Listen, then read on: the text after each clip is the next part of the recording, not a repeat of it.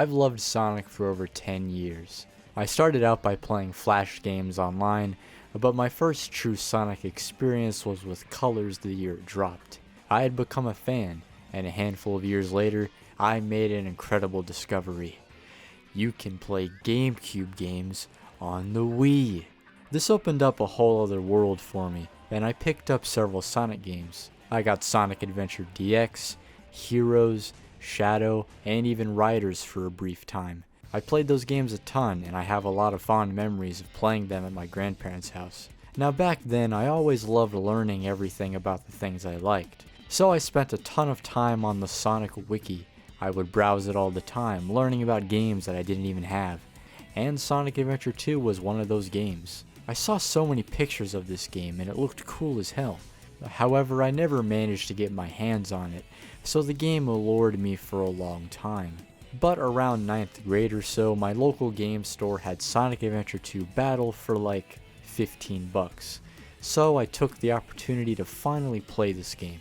I took it back to my grandparents, put it in the Wii, and I was pretty disappointed. I did not care for the inconsistent pace, and I especially hated the treasure hunting stages. I got pretty bored and frustrated by them, and while I did continue to play the game every so often, it never fully clicked with me. So because of that, I held the sentiment that Sonic Adventure 2 was a mediocre, poorly paced game that was vastly inferior to its predecessor. This was even the case in the early days of my channel.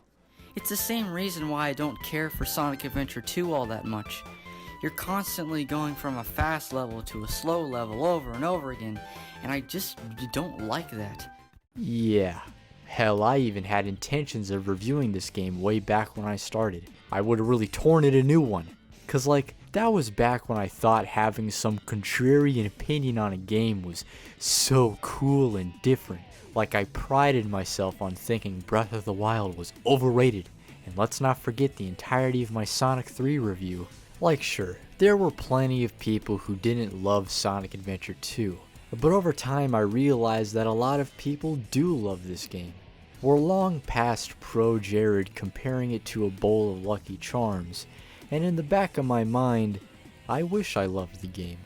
There are so many really cool and awesome aspects to Sonic Adventure 2, so it bummed me out that I couldn't love it as much as others. So with me having grown past my contrarian attitude, I figured I would go into this game with a positive mindset and really give it a fair chance. But first, I think it's important to look at what came before.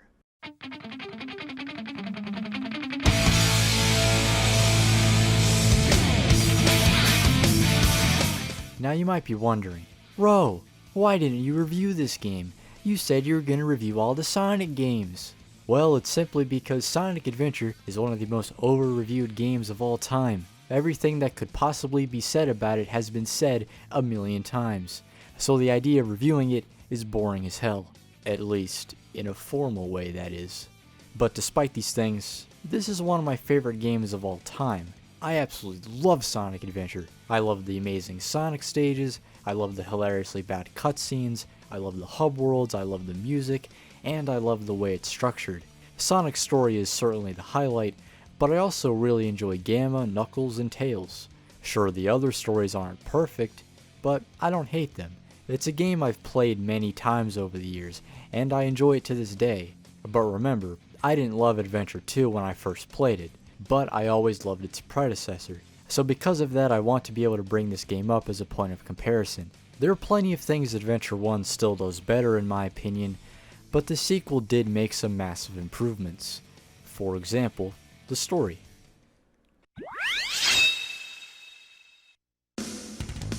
Sonic Adventure's plot was, from a critical standpoint, pretty whatever. I mean, I don't really care since it's such a simple game, but yeah, it's not fantastic.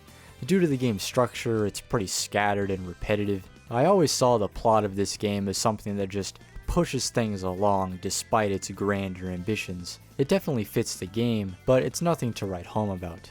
Adventure 2, on the other hand, yeah, this is way better. Sure, it's still a dumb little Sonic story with nothing mind-blowing going on, but it's so much cooler. Right from the start we get that iconic scene of Sonic jumping out of a helicopter.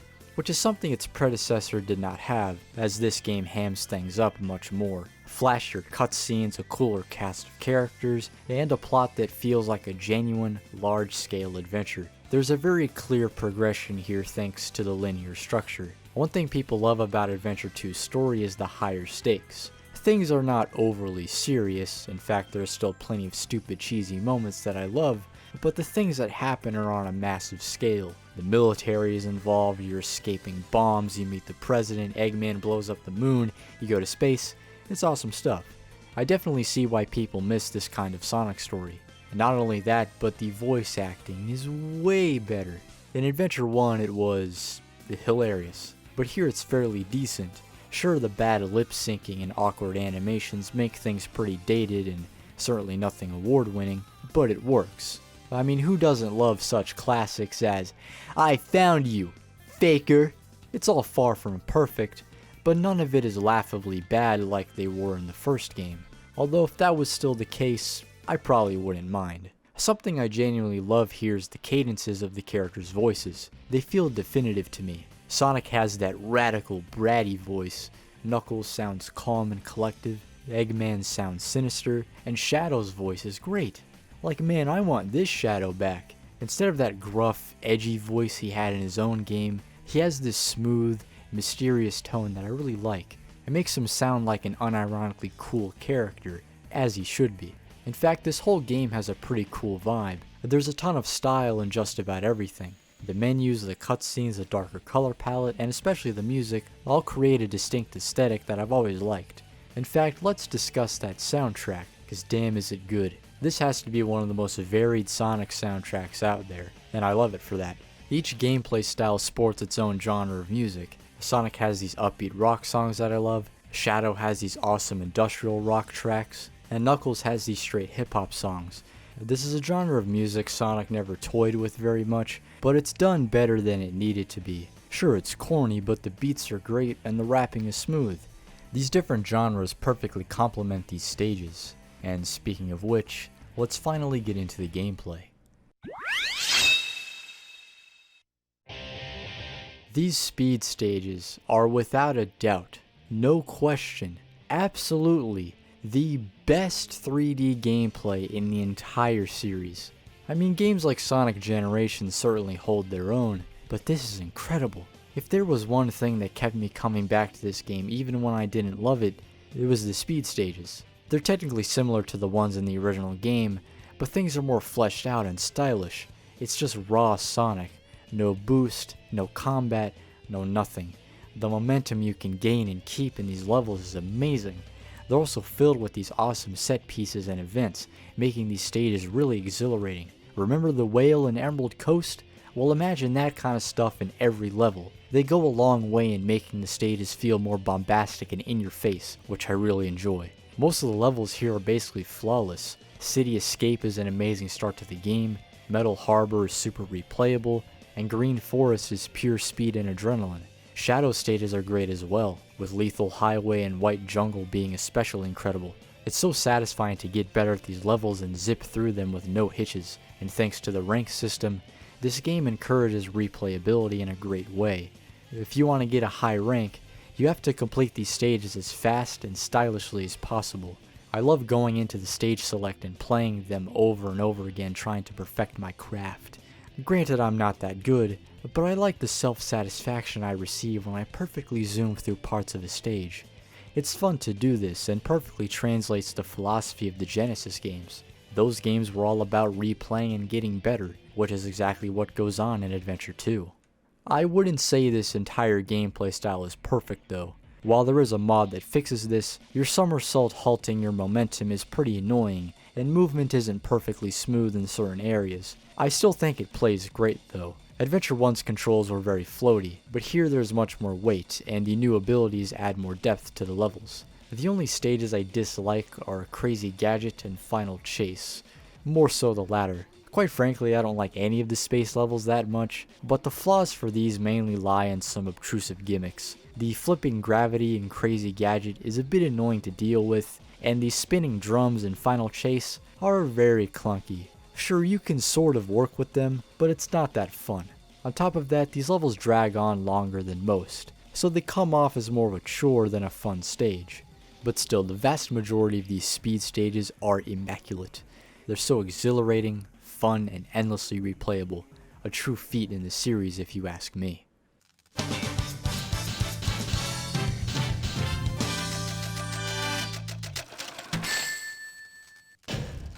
Ultimate victory.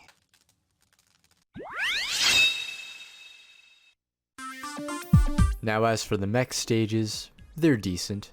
These are basically linear gauntlets of enemies, obstacles, and even some platforming sprinkled in. It's an obvious continuation of Gamma's gameplay from Adventure 1. Now his story is actually one of my favorites in that game. I really enjoy the quick pace, and gunning down enemies is pretty fun. Here it's definitely similar, but it's a bit slower and clunkier. These mechs don't offer that smooth control Gamma had. They're much heavier and turning is more stiff. This might sound unintuitive, but it's not too bad. The levels feel designed around the controls, so it works out. I can't say I prefer these stages to Gamma's story, but I've come to enjoy them for what they are. It's nothing too amazing, but stages like Hidden Base and Mission Street are pretty solid. I do like what this gameplay style has to offer, but if I'm being honest, it's the least interesting one in the game. Sometimes I just zone out while playing some of these, whether it's because of repetition, a lack of standout moments, or the level dragging on. The latter of which is mainly the case in the space levels. Neither of them are bad stages, but they really begin to overstay their welcome by the end. But this is only a fraction of what's offered. Most of these stages are decently enjoyable. It's just that they lack some things that could have made them stand out more. Maybe add more spectacle, speed up the pace, loosen the controls, whatever. Stuff like that could have gone a long way in making these stages stand out a lot more. They're perfectly decent as is, but I do feel like there was some missing potential.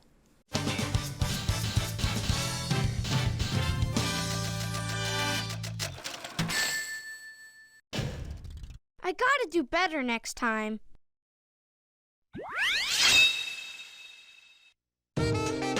The treasure hunting stages are some of the most polarizing aspects of Sonic Adventure 2.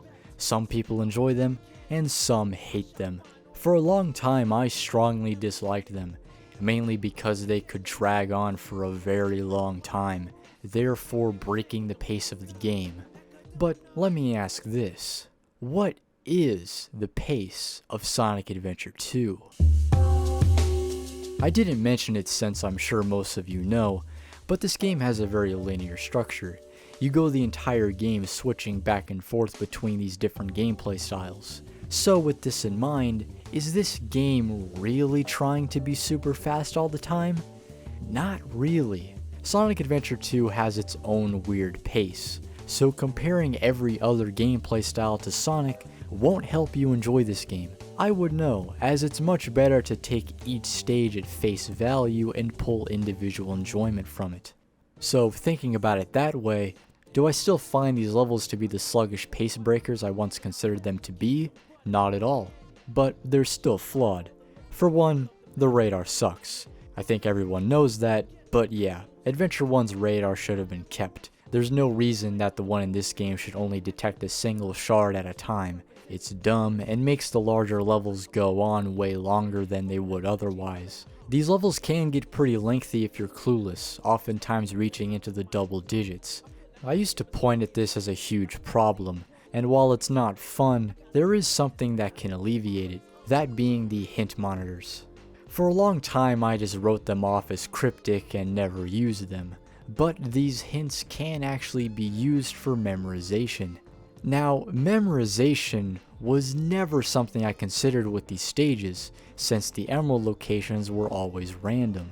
I just figured it was a crapshoot. But that's not entirely the case. These hints directly correlate to certain locations, so if you were to replay these levels and learn those connections, you could hunt them down pretty easily. Sure, this takes time, but it encourages practice and replays, which is perfectly in line with that classic Sonic design philosophy. Can't argue there. But this hint system is not perfect. The one in the first game was very simple and direct, and while I like it, I could understand why some would think it trivializes things. so it's not surprising that they wanted something more indirect. Some hints are decently specific, but some are way too vague to be useful. Besides, if you're new to these levels, you probably won't know what these hints are even talking about, making them less useful to newcomers.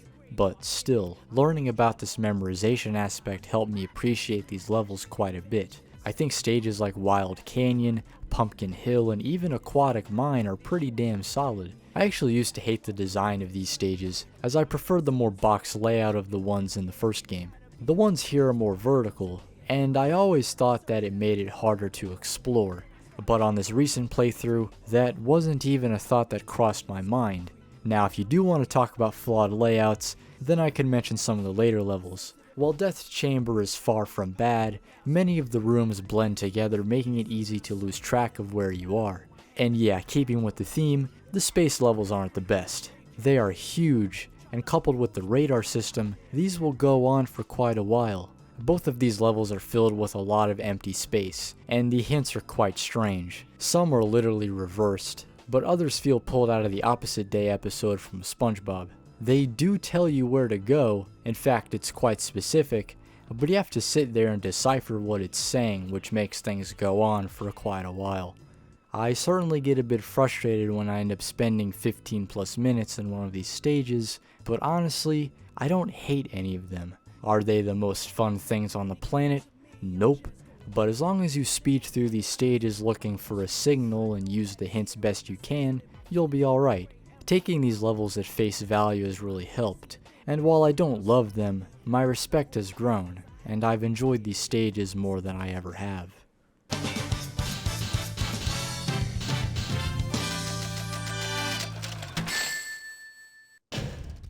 Not too bad.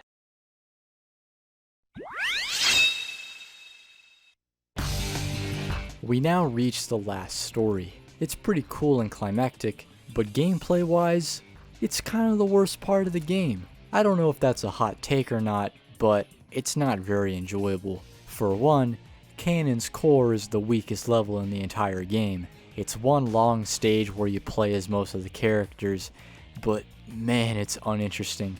None of these sections are engaging in any capacity, and they include some pretty mediocre mechanics.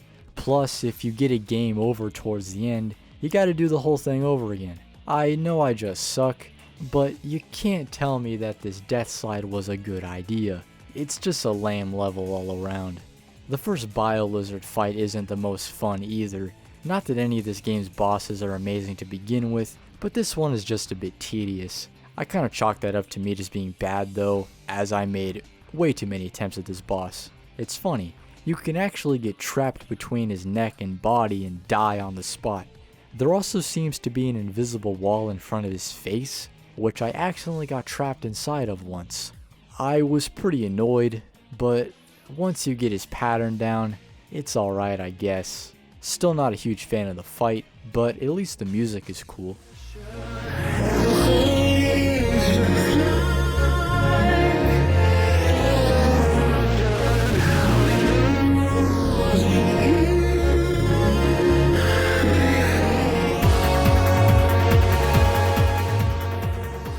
But as for the very final boss, it's pretty sweet. Sonic and Shadow go super, Live and Learn is blasting in the background, and the fight itself is solid. Afterwards, Eggman's laser is destroyed, and Shadow falls to his death. The rest of the characters meet back up, and we get an interesting scene of everyone casually talking to each other as the credits roll. Sure, the voice acting is a bit stilted, but I like the intent here. It has a lot of heart, and caps off the game very well. Sayonara, Shadow the Hedgehog. And so that was Sonic Adventure 2.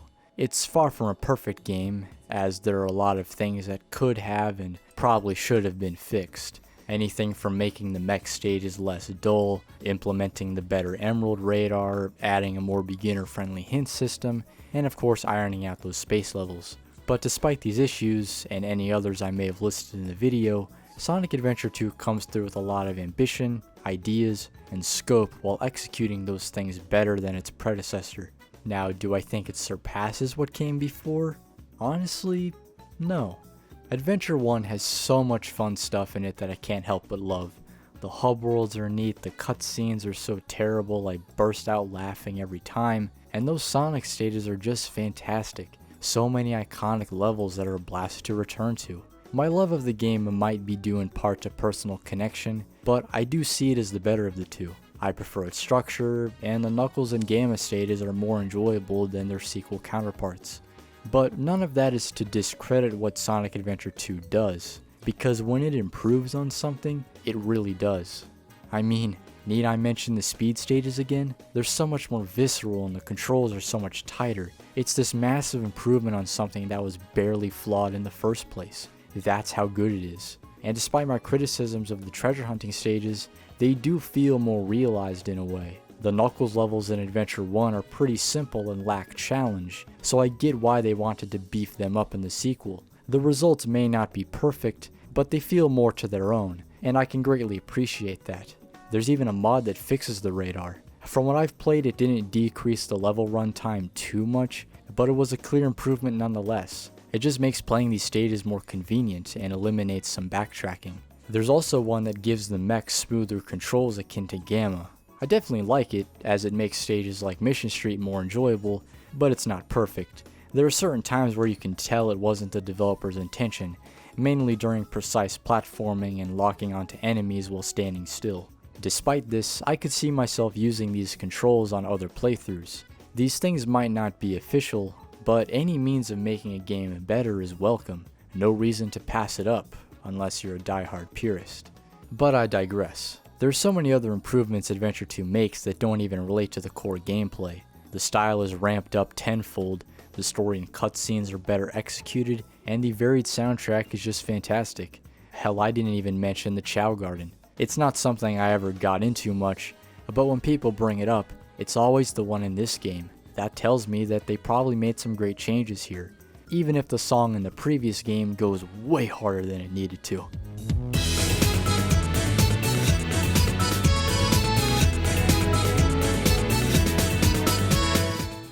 So yeah, I may not love this game more than its predecessor. It may not be one of my favorite Sonic games, but man, this grew on me exponentially. To circle back to something I said in the beginning, this game has a lot of really great aspects that I've always liked, but this time I was able to set aside my previous notions about the game and not only enjoy the same things I always have, but grow to like the parts I never gave the time of day. I mean, if I made this video 2 or 3 years ago, it would be yet another 1/3 of the game is good take, and that's lame. I would have complained about the game's pacing, I would have ranted about the treasure hunting stages, I would have said how Adventure 1 did everything better. You know, the usual stuff. I used to play this game and absolutely dread those treasure hunting stages, but by simply learning new things about them, I could pretty easily appreciate them. Now, this isn't to say that you're not allowed to dislike other parts of the game. If you have valid reasoning as to why you hate certain gameplay styles, then that's fine. Frankly, I would understand. Things like the treasure hunting stages are not going to be for everybody, even if you know how they work. But if you were like me and couldn't get into this game, then please, take everything I've said in this video and apply it to a new mindset, because this game, despite its flaws, is more than worth enjoying. At its best, Sonic Adventure 2 provides some of the most excellent moments in the entire series. Plenty of other titles hold their own, but this game is pretty special, and it only took a new perspective to see that.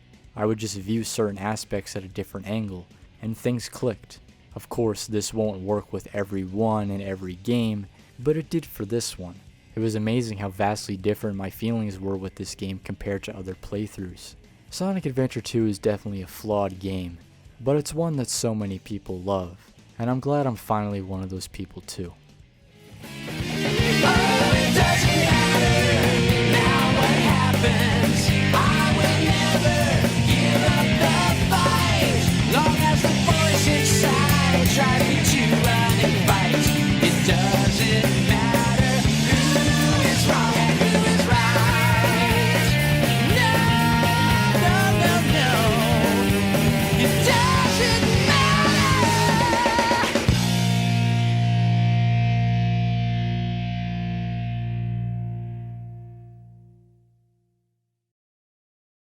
Subject A. Good hedgehog. Subject B, Evil Hedgehog. Introducing Shadow from Sonic Adventure 2. Now you can choose to be Sonic, the good hedgehog, and try to save the world. Or Shadow, the evil hedgehog, and conquer it. What kind of hedgehog are you? Rated E for everyone, only on Dreamcast.